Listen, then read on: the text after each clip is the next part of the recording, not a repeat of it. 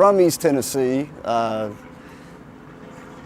guess to start off, I've been blind for maybe about 12 and a half years now.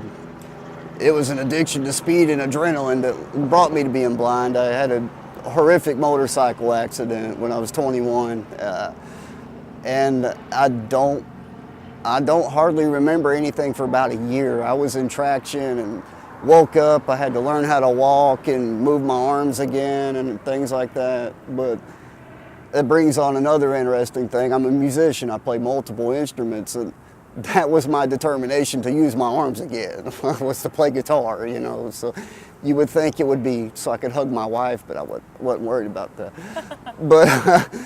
But you know, just growing up where I was, it was always rednecks, hot rods, you know, that type of thing. I had a little bit of glory on the football field in high school.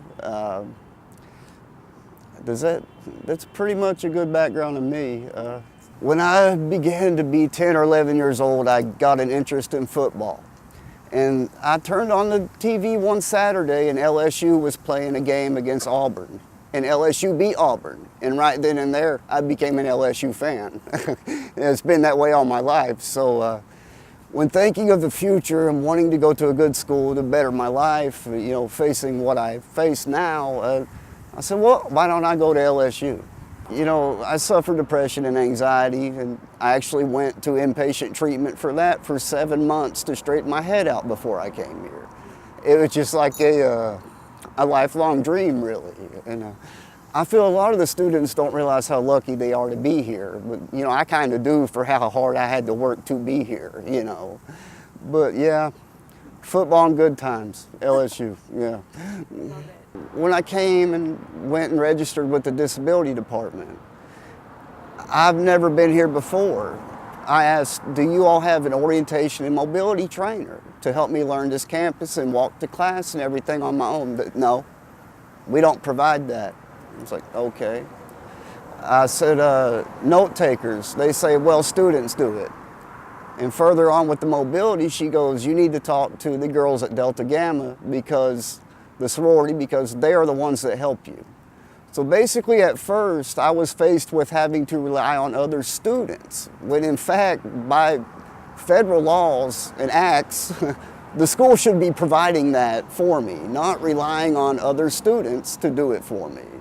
And that was my first struggle I couldn't get around. They acted as though they did not have the resources. You know, and that was, you know, discouraging, but I worked past it.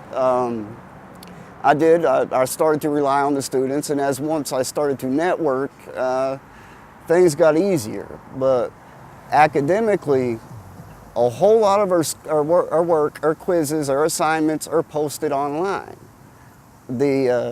I use a computer program called JAWS. It's an acronym for Job Assistance with Speech. It's a screen reader. It reads the screen to you, basically. The school's website is not accessible with that program. It does not work. So I cannot go online and check things, do quizzes, you know, look up resources. It's an impossibility for me. Once again, I rely on the other students to help, which when mobility is a problem and scheduling and getting here and there to meet them, it becomes a nightmare. And it seems as though many times you mention this to your professors and point this out, it's as though they don't remember, and they keep continuing to do things the same way. As I said, it's only been the help of other students that, you know, as of now, I'm a straight A student, and that's not all my doing. There's a whole lot of people that have participated in that. Going on with the future kind of goes back with the different part of my past I failed to mention. Over 9 years ago, I was an extreme opiate addict.